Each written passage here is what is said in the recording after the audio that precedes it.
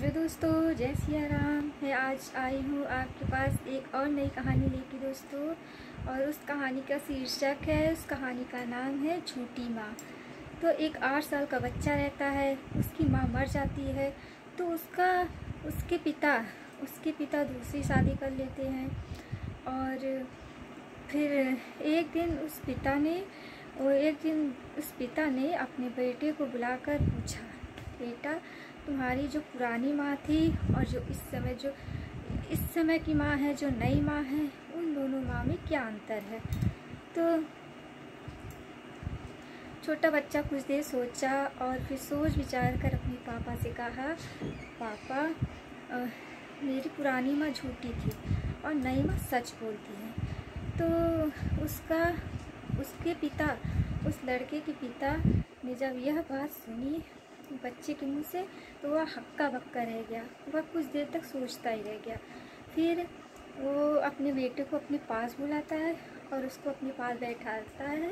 प्यार से उससे पूछता है, बेटा, जो माँ तुम्हें पाल पोस कर इतना बड़ा की, मतलब हर चीज़ पर ध्यान देती, तो तुम्हारा खाना पीना, कपड़े, तुम्हें स्कूल भेजना, हर चीज़ पे इतना ध्यान देती थी, और इतना बड़ा करके आज वो इस दुनिया में नहीं है। और जो आज इस समय की माँ, जो नई माँ आई है, वो तुम्हें सच्ची कैसे लगती है। तो बेटे ने बहुत अच्छा जवाब दिया।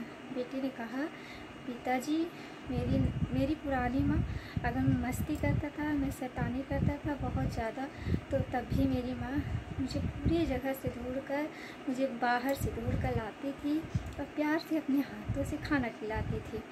और मेरी पुरानी माँ तो बहुत ऐसे करती थी, और मेरी नई माँ भी ऐसा ही करती हैं।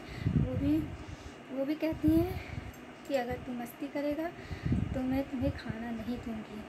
उसकी माँ, पुरानी माँ, भी यही कहती थी, अगर तू मस्ती करेगा तो मैं तुम्हें खाना नहीं दूँगी। फिर भी वो पूरे जगह से ढूंढ कर लाती थी, उसे अपने हाथ से खाना खिलाती थी। और ये इसकी नई माँ भी यही कहती थी। और नई माँ भी यही कहती थी कि अगर तू मस्ती करेगा तो मैं तुम्हें खाना नहीं खिलाऊँगी, मतलब खाना नहीं दूँगी। तो सच में लड़का कहता, आज सच में 3 दिन हो गया है मैं खाना नहीं खाया। तो मेरी नई माँ सच कहती थी।